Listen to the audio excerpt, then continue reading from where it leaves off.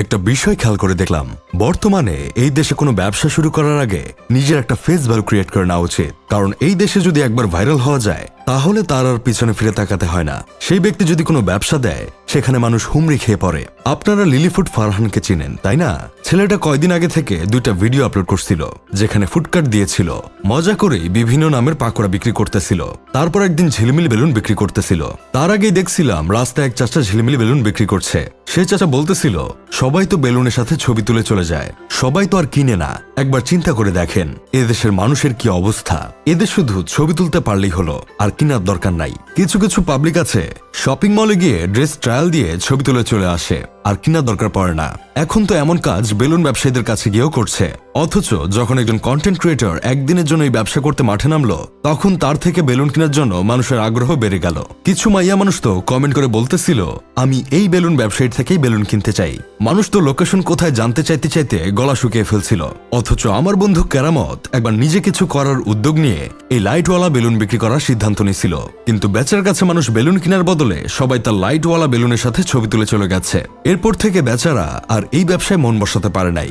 এজন্য বেলুন ব্যবসায়ীদের উচিত ছবি তুললেও সেটার জন্য চার্জ নেওয়া, যেটা ফারহান তার ভিডিওতে বলেছে। কিন্তু লিলিফুড ফারহান ভিডিও শেষে বলছিল প্রত্যেকবার যখন তিনি এসব কাজ করতে গেছে, ফুড কার্টে গেছে, এমনকি বেলুন বিক্রি করতে গেছে, তখন তার মধ্যে একটা জড়তা কাজ করছে।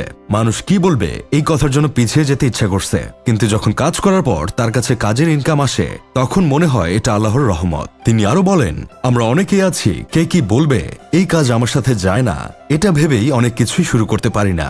আসলে সবাই সবার লাইফ নিয়ে ব্যস্ত। কে কি ভাবলো সেটা একটু সাইডে রেখে ডেডিকেশন দিয়ে কাজ করে যেতে হবে, তাহলেই একদিন সফল হওয়া যাবে। লিলিপুটের ভিডিওতে শুধু ফেস ভ্যালু আর মজাই ছিল এমনটা না। তার এই নতুন উদ্যোগী ভিডিও থেকেও আসলে এই যুগে অনেক কিছু শেখার আছে। কেননা আমাদের দেশে বেকারত্বের সংখ্যা দিনের পর দিন বৃদ্ধি পাচ্ছে। অনেকের অনেক কাজ করার ইচ্ছা থাকার পরেও ঠিকঠাক ভাবে করতে পারে না, শুধুমাত্র নিজের আত্মসম্মানের কথা ভেবে। ভাই, নিজের পকেটে টাকা না থাকলে এই আত্মসম্মান দিয়ে কোনো কাজ হয় না। তাই মানুষ কি বলবে এটা না ভেবে নিজে যা করতে পারো শুরু করো। তাই বলে এখন লজ্জাশরম বিক্রি করে দিয়ে বউ ব্যবসা শুরু করে দিও না ভাই। কোনো ব্যবসাই ছোট না, কিন্তু বউ ব্যবসা নিঃসন্দেহে একটা ছোট লোকের ব্যবসা। লিলিপুটের ভিডিও মানুষকে বিজনেসম্যান হওয়ার দিকে আগ্রহ করছে। নিজের আত্মসম্মান ও মানুষ কি বলবে এই বাধাকে ভেঙে দেওয়ার চেষ্টা করছে। এখন বাকিটা মানুষের উপর নির্ভর করছে। যাই হোক, শেষমেশ আমি গোলাম হোসেন একটা কাজের কথা কই। ডক্টর ইউনুস একটা কথা বলছিল, বুদ্ধি থাকলে টাকার অভাব হয় না। তার কথায় আমিও সহমত। কিন্তু আমাদের দেশে মানুষ বুদ্ধি তো আসল জায়গা নাই। এদের বুদ্ধি আছে শুধু কার পিছনে আঙ্গুল দেওয়া যায়, কাকে উপর থেকে টেনে নিচে নামানো যায়।